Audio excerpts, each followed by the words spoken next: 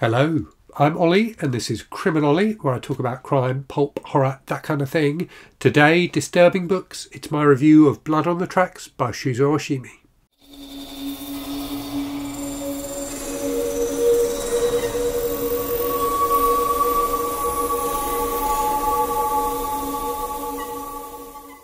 So, Blood on the Tracks is a manga series that originally ran in a magazine in Japan between 2017 and 2023. So it just finished this September. So there were 153 chapters in total. Those 153 chapters are collected into 17 collected volumes. The first 14 of those collected volumes are available in English. So it's only been, it was first translated into English in 2020, so that's when the first kind of English volume started appearing. So they are not yet caught up with the the original Japanese version. So I have the first 14 volumes, which are all that are currently available in English. I've got 15 and 16 pre-ordered. 17 isn't even available for pre-order yet. However, as people who are fans of manga will know, there are ways that you can read fan translations of popular Japanese manga series, and that's how I consumed the final 3 volumes. When I'd got to the end of volume 14, knowing that the rest of the story was out there, I could not resist reading it. But I will buy, the paper volumes of all of the remaining chapters. So, what's it like? So it is one of, not the most disturbing thing I've ever read, but it is a very disturbing and challenging series. It's about, effectively, the relationship between a mum, Seiko, and her son, Seiichi. And he's a teenage boy, and she is a very troubled woman.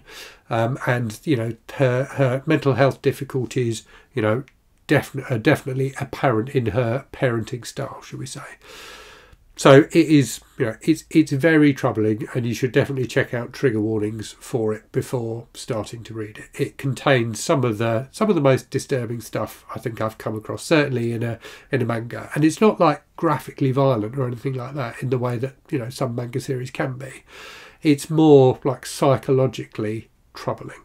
And the story really follows their relationship over the course of a number of years.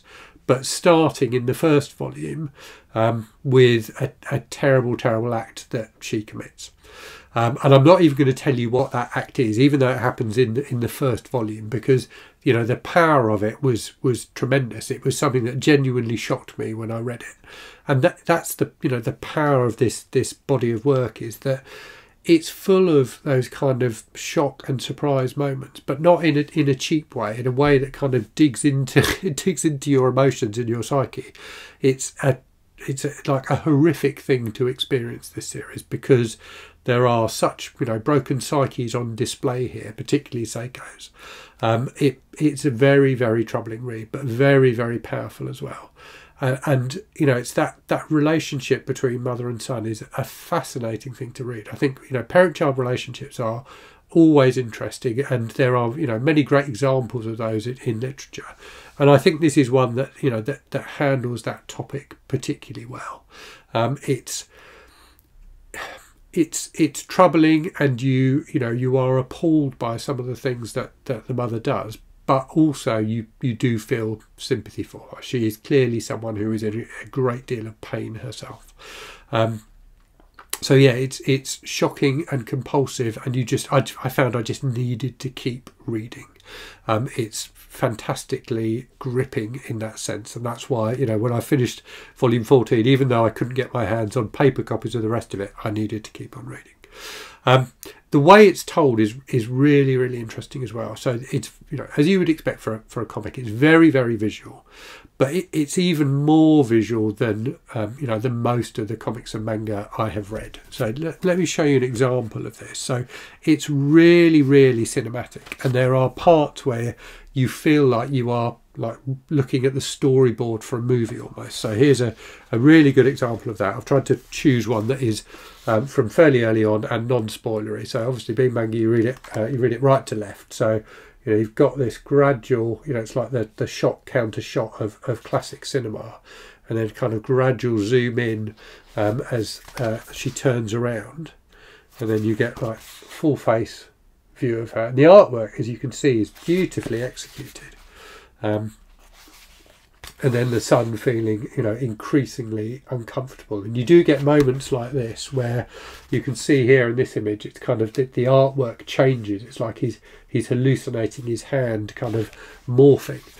So there are some wonderful moments like that where the artist uses, you know, uses art in an interesting way to convey emotion and, you know, the fractured state of the you know, the psyches of the people he is writing about. There's a lot of kind of like dream sequences and things like that, which are really, really well done. But this kind of cinematic feel is there throughout the book, and where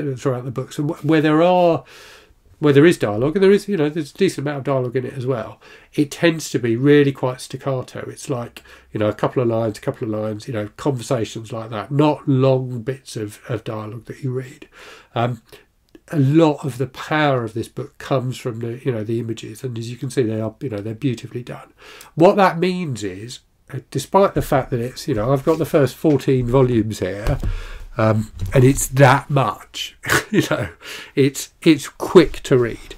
So I read the last 7 volumes of it in, you know, less than an afternoon. I read those and some other things in an afternoon. So it's really, really quick to read. And I almost found myself like forcing myself to slow down at times to really take in the imagery, which is fantastically well done. And there's some wonderful stuff about eyes. So the eye, you know, repeatedly comes up as an image in here. And in particular, the similarity between the shape of the eye and the mouth.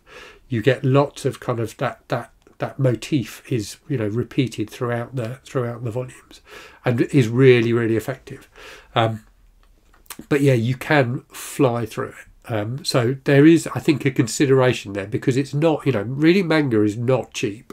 You know, one of these volumes is like £10. Okay, so what that stack I held up there represents, you know, £140 of investment from me. And, you know, I could read that whole stack in a day. So when you compare you compare that to how many novels you could buy for £140, you know, the value proposition is a bit of a funny one. But I do definitely think it's worth reading this. It's really, really effective. And the story, you know, I really don't want to get into spoilers with this at all. But the story in the final quarter moves in quite a different direction, and I found the conclusion to be really, really effective. So it's a story that, as I've said, is, you know, it's painful to read at times, particularly in the earlier episodes, as like this kind of just terrible things happen, and you feel for this kid so much. He's so isolated from anybody who can help him, and there's a lot in here, you know, thematically, I think about you know, in, you know, clearly it's set in Japan, so in Japanese society, but I think in modern society generally we have become much more insular. You know, we tend to go out less than we might have done in the past, and, you know, kids don't go out and play on the streets like they did, you know, so much when I was a kid. So children are, I think, more isolated and more, therefore, you know, under the control of their parents, and you see that theme developed in here. But the author, you know, Shuzo Oshimi, takes it in a really interesting direction in the final parts of the story, and I thought that was tremendously effective. But yeah, it's really, really difficult to read at times, but it's the kind of story that I cared so much about the characters that I couldn't stop reading it, as difficult as it was. So it definitely comes with a, you know, with a big recommendation from me. I really do think it's excellent, but do consider the cost. I pretty much guarantee if you read the first volume, you will want to continue reading. So unless you can afford the 170 quid for the whole thing, then, you know, do bear that in mind before starting. So it does come with that warning, as well as, you know, trigger warnings, particularly for you know, if difficult parent-child relationships are difficult for you, then you probably don't want to go near this.